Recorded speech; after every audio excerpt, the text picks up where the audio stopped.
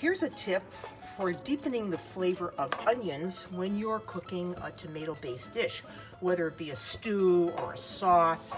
Start with the onions and a little bit of olive oil. These are chopped up onions.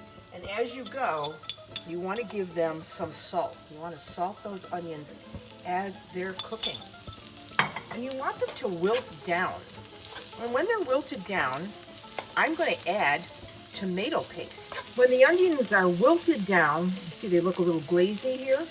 This is when I add about 2 hefty tablespoons of tomato paste. This is the secret ingredient. It is really going to bump up the flavor of whatever you're cooking. As I say, if it's a stew or a tomato sauce, you want to coat these onions really well with the tomato paste and let it cook down until it's almost dark brown. And then you can add this to with your sauce or your stew or whatever it is that you're cooking. And that's going to enhance the flavor of the dish.